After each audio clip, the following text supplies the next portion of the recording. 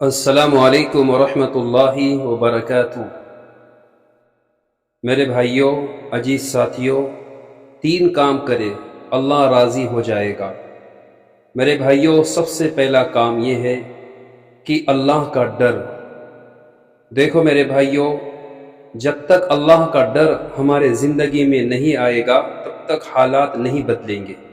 ایک بات یاد رکھیں، حالات تبھی بدلیں گے جب ہم اللہ کا ڈر اپنے زندگی میں لائیں گے۔ اللہ کا ڈر اور اللہ کا دھیان۔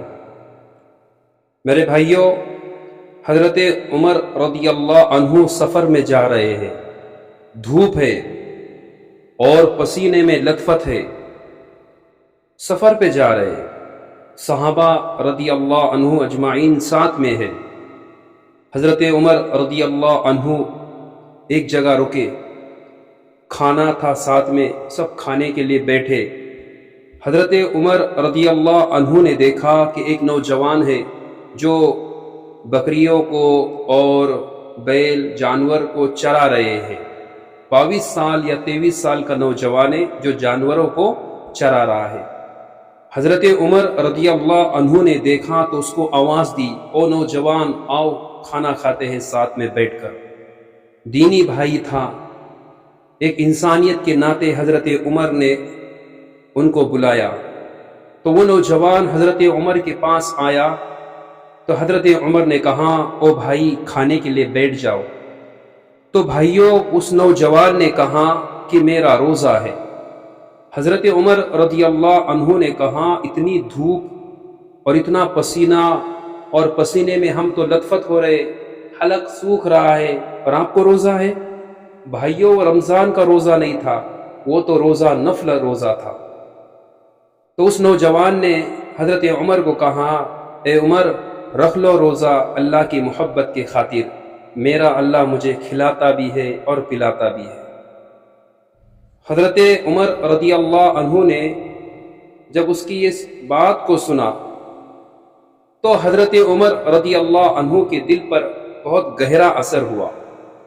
تو حضرت عمر رضی اللہ عنہ نے اس شخص کو کہا، او بھائی، ایک بکری ہم کو دے دو، ہم اس کو کاٹیں گے، اس کا گوشت بنائیں گے، ہم بھی کھائیں گے اور آپ کو بھی کھلائیں گے۔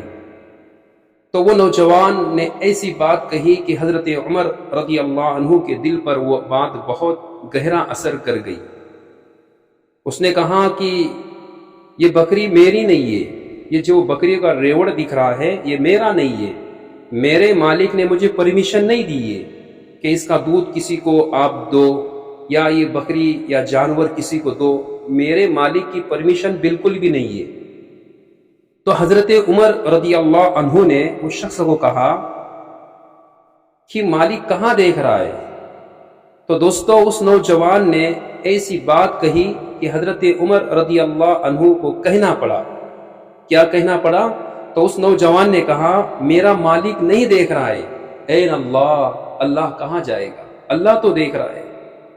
تو حضرت عمر رضی اللہ عنہ نے کہا کہ اس نوجوان کی بات کی وجہ سے میرا ایمان اتنا تازہ کبھی نہیں ہوا، اس نوجوان کی بات کو سن کر میرا ایمان تازہ ہو گیا۔ تو اللہ کا ڈر اور اللہ کا دھیان جب آئے گا تو زندگی کے اندر انقلاب آئے گا، حالات بدلیں گے، حالات کے اندر تبدلہ آئے گا۔ اس لیے اللہ کا دھیان، اللہ کا ڈر ہونا بہت ضروری ہے۔ وہ واقعہ آپ لوگوں کو پتہ ہوگا، حضرت عمر رضی اللہ عنہ کے زمانے میں ماں اور بیٹی کا، اس زمانے کے اندر بکریاں کم ہوا کرتی اور اس کے دودھ پر جو ہے تو گھر کا گزارا ہوتا۔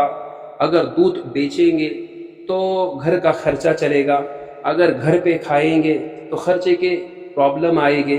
تو ایسا ہی حضرت عمر رضی اللہ عنہ رات میں گشت کر رہے تھے تو ایک گھر سے آواز آئی کہ ماں اپنے بیٹی کو کہہ رہی ہے کہ بیٹی دودھ میں پانی ملاؤ۔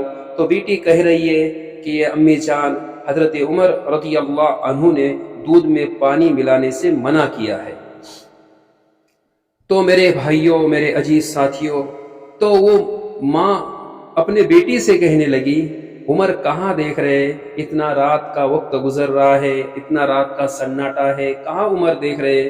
تو وہ بیٹی ماں کو کہنے لگی، امی جان عمر نہیں دیکھ رہے لیکن عمر کا اللہ دیکھ رہا ہے۔ اللہ کا دھیان۔ میرے بھائیوں، میرے عزیز ساتھیوں، ہم دکان پر بیٹھے، تجارت پر بیٹھے، اللہ کا دھیان کریں، اللہ کا ڈر پیدا کریں اور سوچے کہ اس وقت میرے اللہ کا کیا تقاضا ہے۔ دکان پر بیٹھے ہیں تو جھوٹ نہ بولے، دکان پر بیٹھے ہیں تو کسی کو دھوکہ نہ دے، دکان پر بیٹھے ہیں تو کسی سے زیادہ پیسہ نہ لے۔ اللہ کا دھیان، اللہ کا ڈر، اس وقت میرا اللہ مجھ سے کیا چاہتا ہے، اس وقت میرے اللہ کا کیا تقاضا ہے، ہم یہ کریں تو دیکھو پھر اللہ تعالیٰ ایسے جگہ سے روزی دے گا، انسان گمان بھی نہیں کرے گا۔ اللہ تبارک و تعالیٰ دیکھو نا، وہ پرندے جو نہ بول سکتے ہیں، نہ کوئی، بتاؤ نا کتنی عجیب غریب بات ہے نا، وہ بات بھی نہیں کر سکتے، صبح کو خالی پیٹ جاتے ہیں، شام میں گھر پہ آتے ہیں تو بھرے پیٹ آتے ہیں۔ اللہ کیسا رزق دیتا ہے؟ اگر ہم اللہ کو ڈریں گے تو اللہ روزی کے اندر برکت دے گا، اللہ ہمارے تجارتوں میں برکت دے گا، اللہ ہمارے زندگیوں میں برکت دے گا۔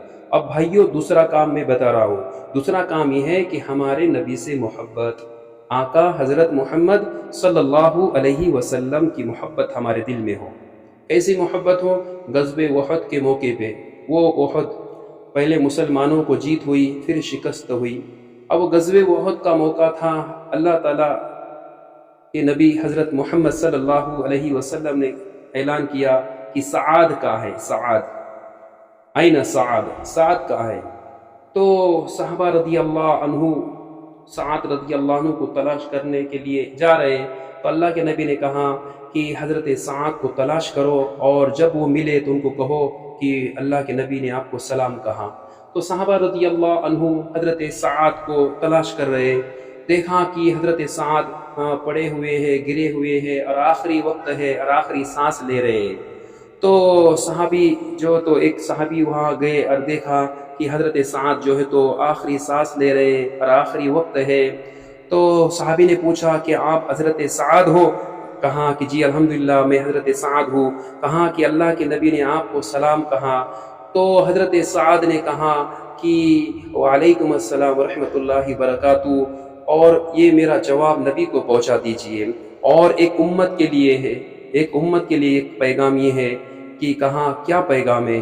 کہاں کہ امت سے کہہ دو کہ تمہارے پر کتنی بھی مصیبت آئے یا تمہاری جان کیوں نہ چلی جائے، لیکن نبی کے پیر میں کانٹا بھی چبھے تو آپ گوارا نہ کرنا، نبی اکرم صلی اللہ علیہ وسلم کو تھوڑی بھی تکلیف نہ پہنچانا۔ دیکھو میرے بھائیوں، کیسے صحابہ نبی سے محبت کرتے تھے۔ اب غزوہ احد کے موقع پہ خبر پھیلی کہ نبی اکرم صلی اللہ علیہ وسلم کو شہید کیا گیا، تو ایک صحابیہ، ایک ماں، ایک عورت جو کہ اونٹنی پر بیٹھی ہے اور اللہ کے نبی کے جستجو یعنی تلاش میں لگی ہوئی ہے، تو اونٹنی پر بیٹھی ہے، اپنے اونٹنی کو دوڑا رہی ہے، درمیان میں کوئی ملتا ہے، ان سے پوچھتی ہے کہ نبی کا کیا حال ہے؟ وہ کہتے ہیں کہ نبی کا حال تو پتہ نہیں، لیکن آپ کے شوہر جو تو بیچ میں لاش ان کی گری ہوئی ہے، شہید ہوئے ہے۔ وہ سن کر بھی ٹھس سے مس نہیں ہوئی، اپنے اونٹنی کو آگے بڑھاتی رہی، آگے بڑھاتی رہی۔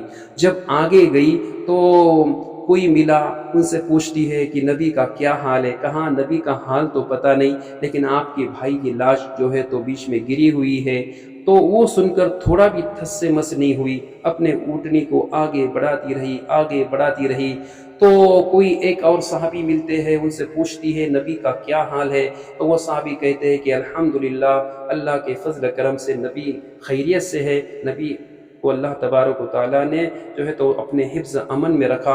جب نبی اکرم صلی اللہ علیہ وسلم کی وہ خدمت میں پہنچی، پردے کے آڑ میں اس نے جو ہے تو اللہ کے نبی سے بات کی۔ اللہ کے نبی کو پتہ چلا، کسی بتانے والے نے بتایا کہ یہ جو ماں، یہ جو صحابیہ آپ تک جو پہنچی ہے، بڑی قربانی سے پہنچی ہے، ان کے شوہر کا انتقال ہو گیا، ان کے بھائی کا انتقال ہو گیا، ان کے والد کا انتقال ہو گیا، اس سے تھوڑا بھی ٹھس سے مس نہیں ہوئی، بس وہ آپ کے ہی بارے میں دریافت کرتی رہی۔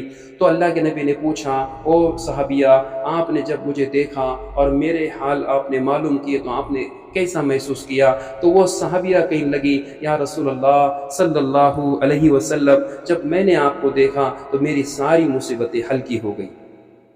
حضرت انس رضی اللہ عنہ کے بارے میں ایک واقعہ ملتا ہے کہ وہ تو بچپن سے اللہ کے نبی کی خدمت میں رہے۔ حضرت انس رضی اللہ عنہ نے اللہ کے نبی کو کہا، یا رسول اللہ آج آپ جو مانگیں گے وہ میں دے دوں گا۔ اللہ کے رسول صلی اللہ علیہ وسلم نے کہا، اے انس مجھے کچھ نہیں چاہیے، آپ 5 وقت کی نماز پڑھیے۔ یہ 5 وقت کی نماز پڑھو گے تو یہ نماز پڑھنا میرے آنکھوں کو راحت ملے گی، نماز میرے آنکھوں کی ٹھنڈک ہے۔ نبی اکرم صلی اللہ علیہ وسلم کی محبت دل میں رکھے بھائیوں۔ دیکھو میرے بھائیوں، اللہ کے رسول صلی اللہ علیہ وسلم سے اگر سچی پکی محبت کرتے ہیں تو ایک ارادہ ضرور کریں کہ روزانہ 100 مرتبہ ہم نبی اکرم صلی اللہ علیہ وسلم پر درود پڑھیں گے۔ جو شخص 100 مرتبہ رسول اللہ صلی اللہ علیہ وسلم پر درود پڑے گا، اللہ تعالیٰ اس پر 1000 رحمتیں نازل فرمائیں گے۔ جو شخص 100 مرتبہ روزانہ درود شریف پڑھے گا پیارے آقا حضرت محمد صلی اللہ علیہ وسلم پر، اللہ تعالیٰ اس کے پیشانی پر برات من النار لکھیں گے۔ جو 100 مرتبہ اللہ کے رسول صلی اللہ علیہ وسلم پر درود پڑھے گا، اللہ تعالیٰ اس کے پیشانی پر برات من النفاق لکھیں گے۔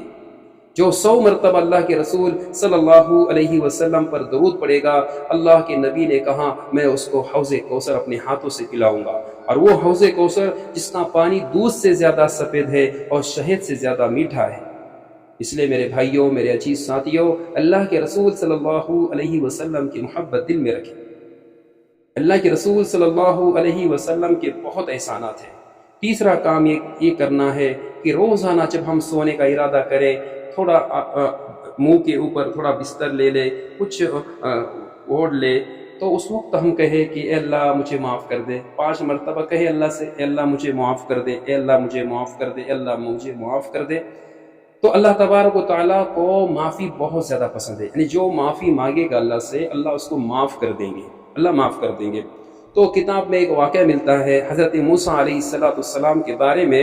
موسیٰ علیہ السلام کوہ طور پر جا رہے تھے تو راستے میں رونے کی آواز آئی۔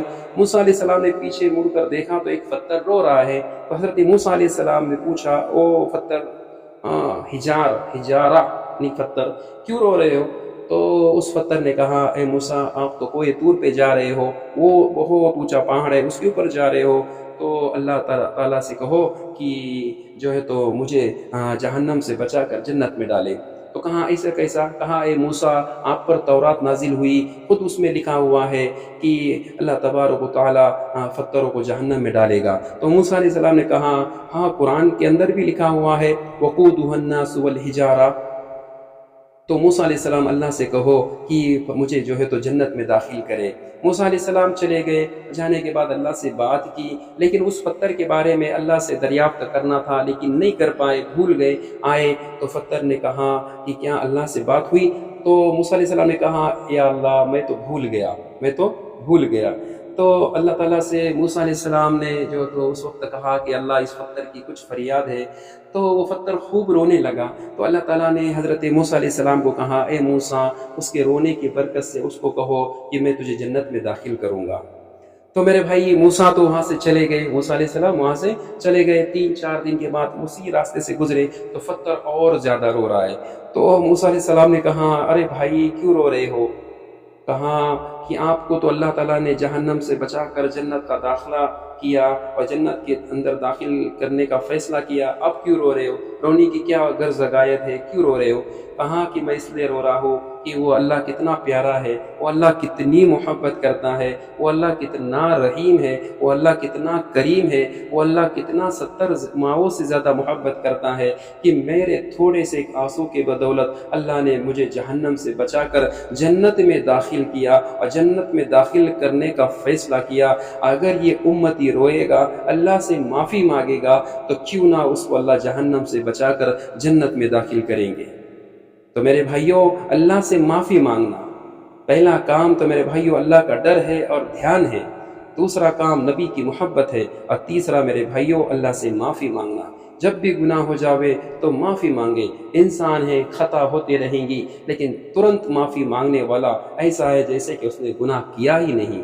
تو میرے بھائیوں میرے عزیز ساتھیوں اللہ سے دعا کریں کہ اللہ پاک ہم سب کو ان تمام باتوں پر کہنے سننے سے زیادہ عمل کرنے کی توفیق عطا فرمائے۔ السلام علیکم ورحمۃ اللہ وبرکاتہ۔